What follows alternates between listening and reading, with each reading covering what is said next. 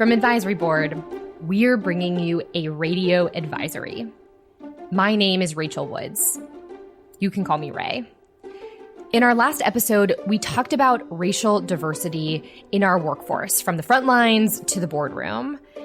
But honest moment, those new policies and new changes are going to take time. So if we really want to address racism within our organizations, we have to find a way to address the bias that we inherently have. That's the conversation I want to have today. To do that, I've brought back two familiar voices to Radio Advisory.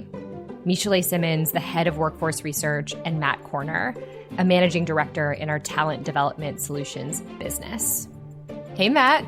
Hey, Michelet. Welcome back to Radio Advisory. Hey, Ray. Hey. 2 times in a row for you, Michelet. Matt, this is also your second time on the podcast, so you are Indeed. Veterans at this point. I think we should just be regular guests. You bet. Yeah, that's your way of advocating Yes. for one of the fancy mics that I have, right? I think we're all entitled to one of those fancy mics.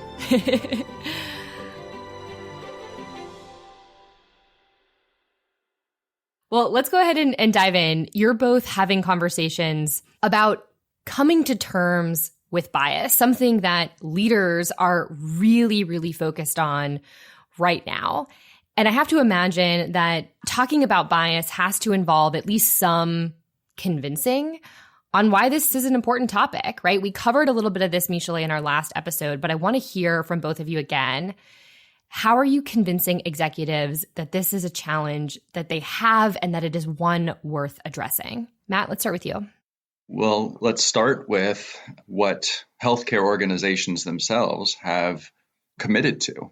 You won't find a healthcare organization that hasn't committed either directly through its stated mission or through its articulated values, a commitment to ensuring that every person, regardless of who they are, receives the best possible care. Mm-hmm. So this is not new. It's simply a glaring reminder of the ways in which we're falling short. So, it's important because healthcare leaders have said it's important. The only thing that's different now is that we can see much more clearly just how we're falling short. Michelet, what do you think? Yeah, I would just take it from the workforce angle and add that it's really important that people show up to work and feel like they can bring their best. They feel, safe and heard and valued. And a lot of times we may say those things, but I don't know that people actually show up feeling that way. And it does seem that it's even more urgent that staff do feel what we might call that sense of inclusivity in their organization, particularly right now when we're asking so much of people and the work is really challenging, really stressful. Mm-hmm, mm-hmm. We're going to be talking about the role of bias in leadership positions. Before we really get too far, I want to get out ahead of some pushback that folks might be having. Matt, you are a leader at Advisory Board, and you are also a white man. Mm-hmm. Why should you be part of having this discussion? This is a conversation that I have with some frequency lately. I think for far too long, this challenge has been framed up as a challenge for people of color, that it doesn't really involve white people, when in fact, if we have any hope of dismantling systemic racism, we have to understand what is the purpose of that system. And it is not to confer disadvantage on people of color explicitly, but rather to confer unearned advantage and privilege on white people. So in order to have any hope of dismantling that system, I think we have to look at it in its totality. Yeah. Michelet and I, we talk about this with some frequency. And if part of the job that we face both as leaders and those who engage leaders is challenging white privilege, as someone who is perhaps the poster child for white privilege, I may be in a better position to do that. And I think that's going to be a very, very important part of our work, is for white people to both illuminate and hopefully eliminate privilege and the disadvantage it confers on others. Mm-hmm. There is literally nothing that I want more than to see more white men having this conversation and being willing to be vulnerable and to challenge their peers. And I think Matt spoke to that. There's only so much that I can do, or that I feel that I can do as a Black woman in this conversation, because a lot of this is about bringing white people into this, and I don't have that perspective. And so I really value being able to partner with Matt on this work, and definitely taking some of the pressure off of me, because you all know I do some of this work internally for Advisory Board, and that doesn't mean that I want to be the only person speaking on this. We don't change culture that way. Yes. And Michelet, the very first time you came on Radio Advisory, you said something that stuck with me, and I feel like I want to repeat now, which is that if the answer to systemic racism, to bias, was solely at the hands of Black people, it would have been solved already. Far too much time has gone by for white people to get involved. But this is a very triggering subject, right? Nobody wants to think of themselves as racist. No one wants to think of themselves as bias, but I have a feeling that you both are about to tell me that that is exactly how we should be approaching our own behavior. Is that right? What we're talking about is systemic racism. We're talking about the world into which we are all socialized. It means something to be born Black in America. It also means something to be born white in America. And we are raised to believe certain things, often unconsciously and implicitly. And we can no sooner deny that than deny being wet when you're sitting in the middle of the ocean. We are awash in a racist society, and therefore we have to be able to consciously engage the unconscious bias, and sometimes conscious bias, that we all bring to bear. If we are able to take that which is implicit and unconscious and make it explicit and conscious, we have some hope of being able to dismantle it. And I hope that people have gotten there, right? I hope that in the last few months, people realize that bias is something that is inherent to being a human being today. If you haven't, I will say there's one line that I actually got from another podcast that has been sticking with me. And it's this idea that no one would ever define themselves as a liar. No one would ever say, I am a liar. But everybody lies. Right? That is a ubiquitous part of being the human experience. And that helps me explain racism and bias to other people and help them kind of understand that this is actually a universal experience and one that we have to really proactively challenge. Right.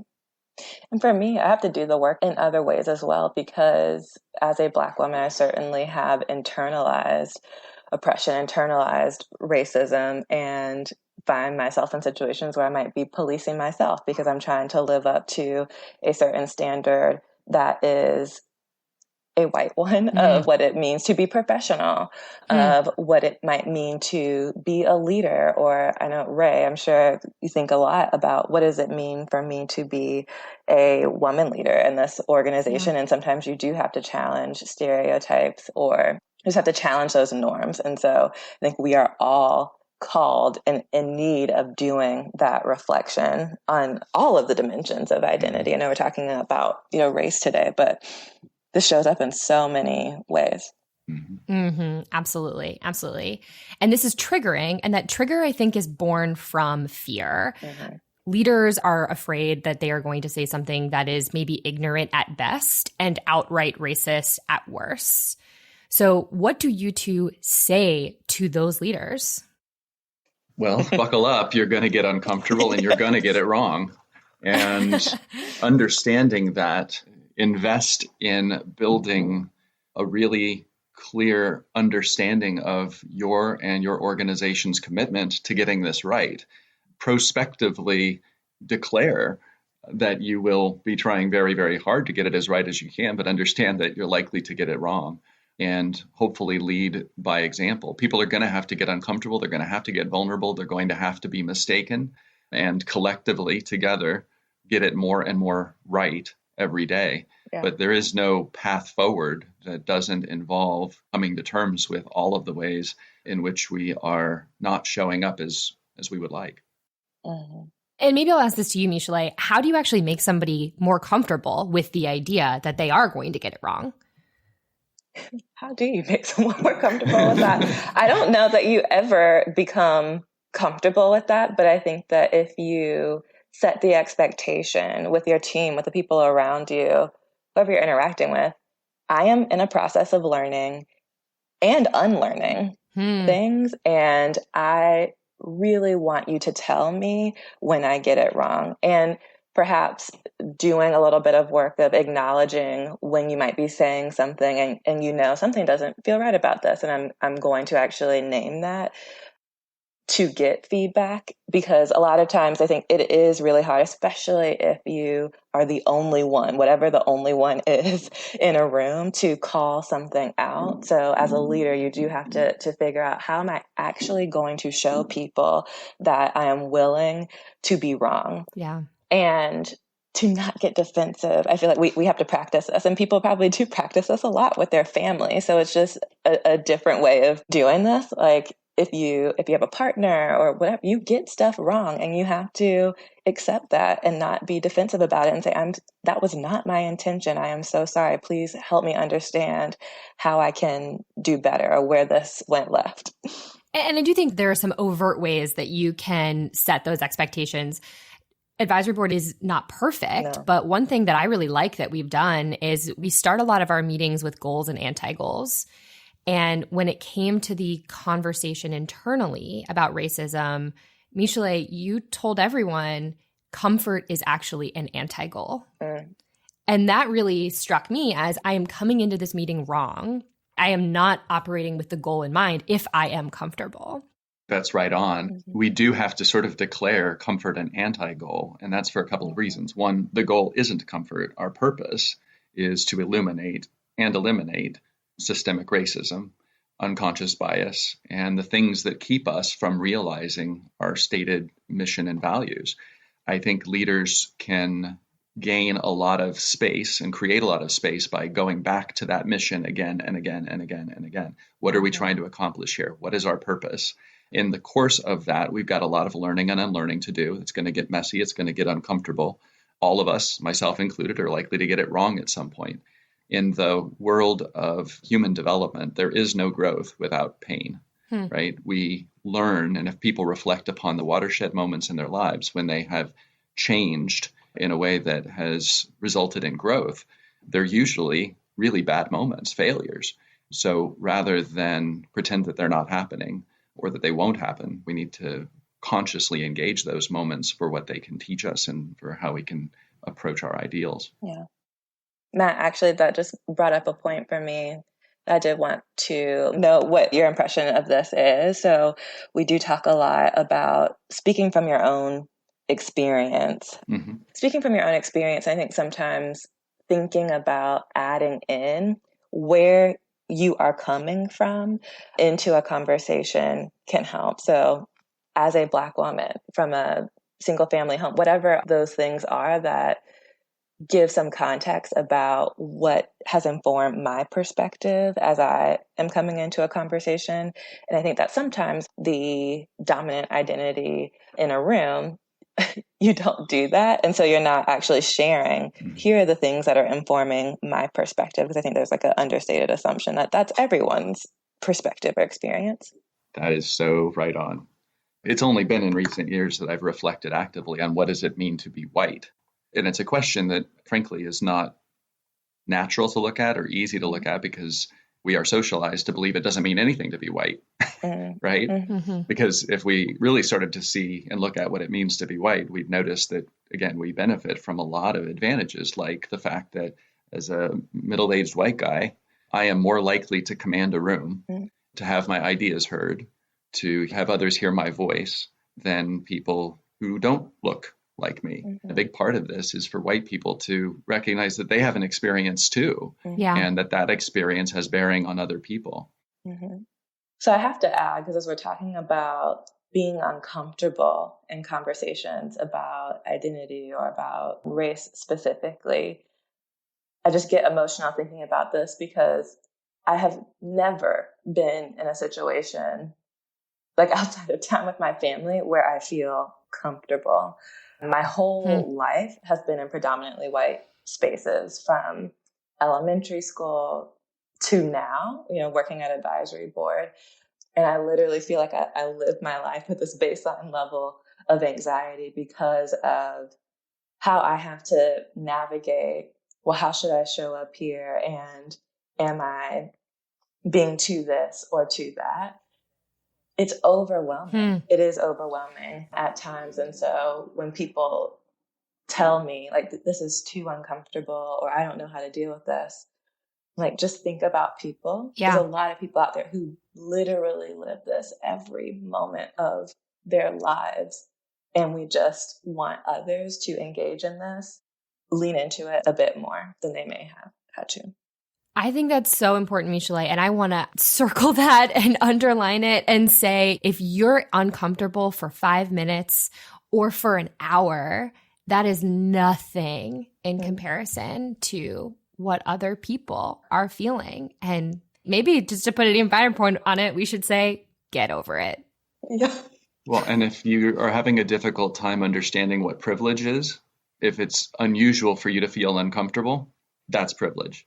That's privilege. Yes. Right? Yes. We'll be right back with more Radio Advisory after this short break.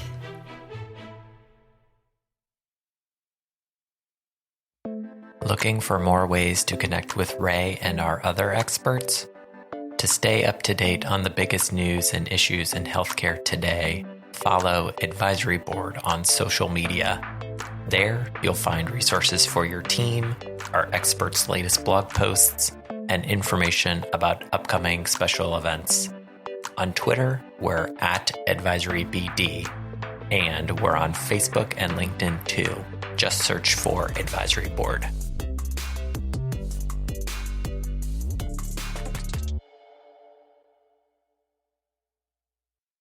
I was part of a conversation the other day with a friend of mine who is a white woman and is absolutely terrified of getting it wrong.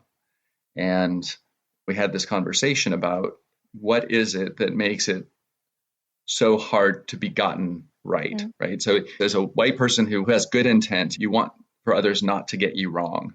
But, we're also starting from a deficit here because so often we have stepped in it in ways that I think rightly, well earned, make people of color suspicious of when a white person opens their mouth. And the two words that come to mind are performative and perfunctory. Let's say we're in a meeting and Michelet says something like, I really want for more white people to speak up. And then I speak up.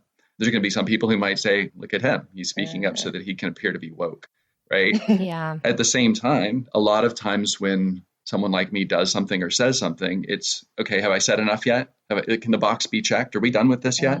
So performative or perfunctory.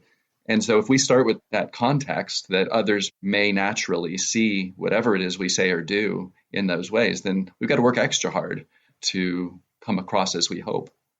I'm much more interested in white people speaking up to talk about what actions that they're taking or to challenge their peers rather than trying to get credit for what they know, information that they know that they're not doing anything with. And then there's also just the context, knowing where you are and when is it my turn to speak up and when is it my turn to step back and listen to others. So we've been talking about this idea that white people have privilege and that leaders in healthcare, as they tend to be male and they tend to be white, have that privilege.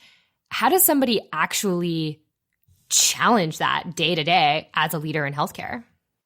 I think it has to start with an acceptance that that is true, right? I don't think we can start with that premise because to accept that that is true, for some people, what will that mean? It will mean I'm racist and I don't want to believe that I'm racist. Creating that larger frame of we all carry bias because we're all socialized into it, that is, I think, important. From there, recognizing that we come by it honestly, but really starting to understand how does my privilege confer disadvantage on others or inhibit the space where others might be able to step in. That's where it starts, is recognizing that it's possible and that it's true. Michelet, what do you think? How does somebody challenge their privilege, maybe in a non-performatory way?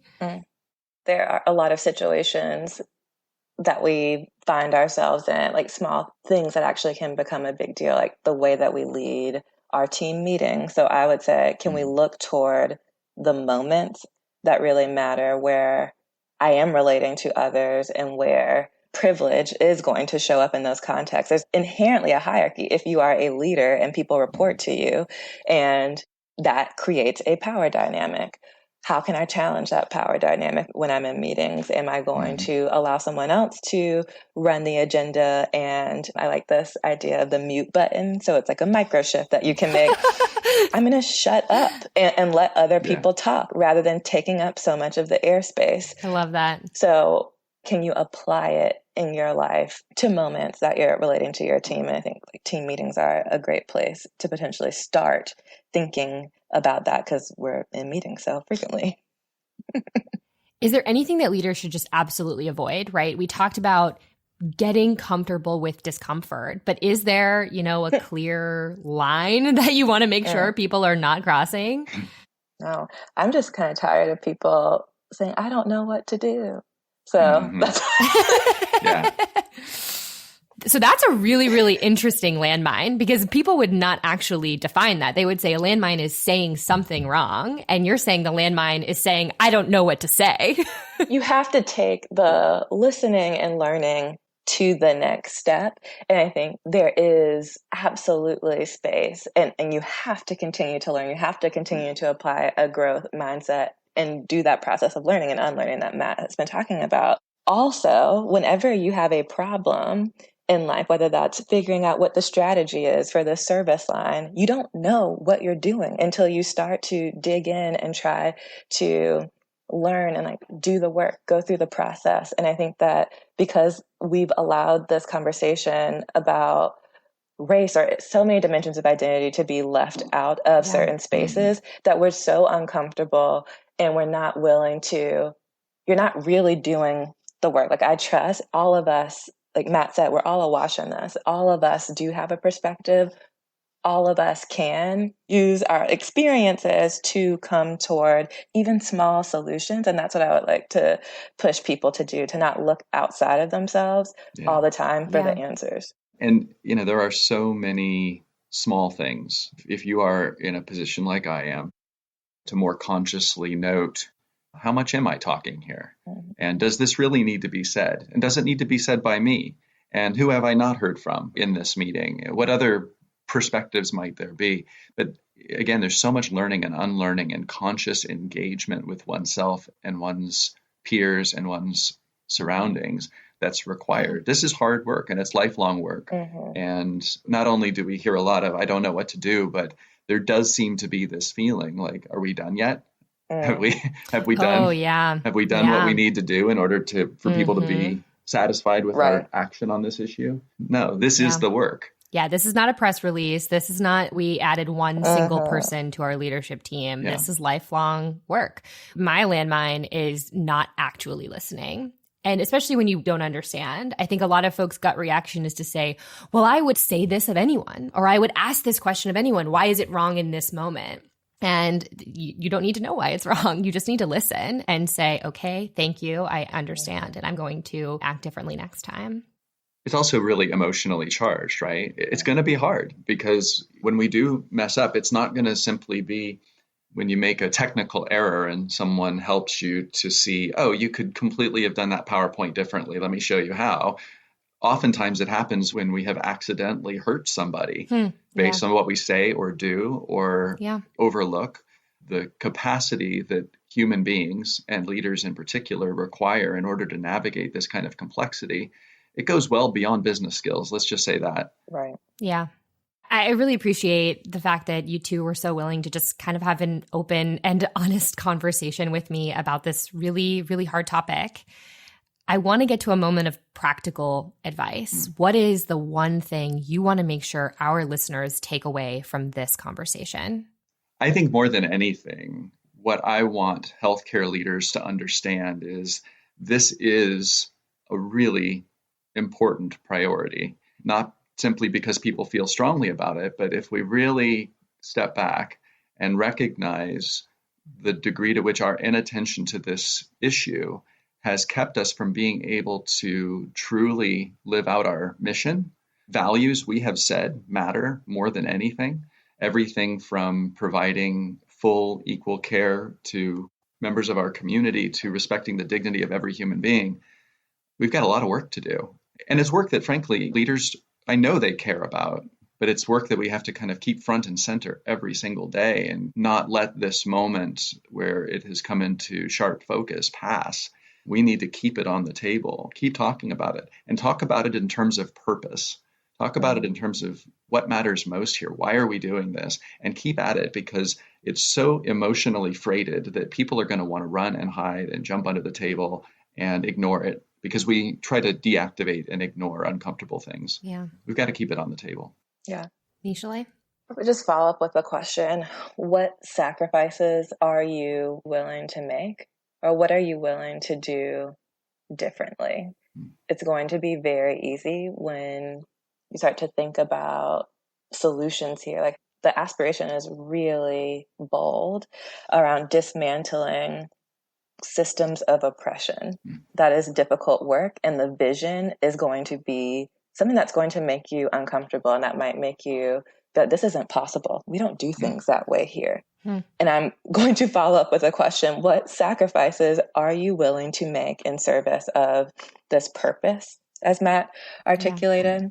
Because it will require doing that, period.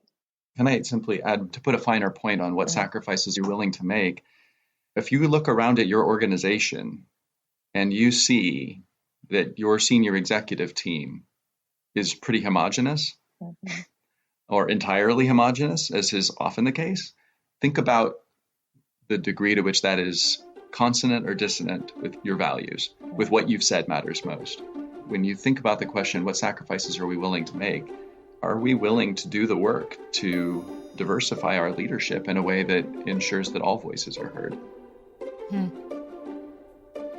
Well, Nishalay, Matt, thanks so much for coming back on Radio Advisory.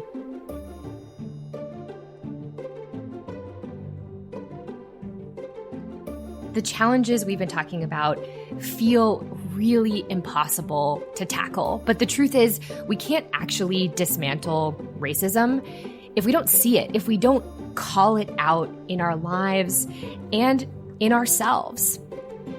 This is just the beginning. There is so much deeper work that follows for us and, frankly, for you. But remember, we are here to help.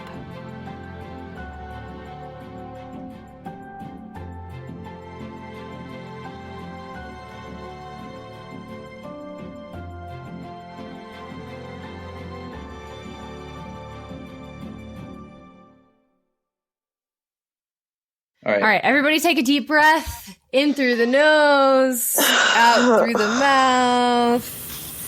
Then say, Peter Piper picked a peck of pickled peppers. The Human Torch takes a bank loan. Ooh, that was a good one.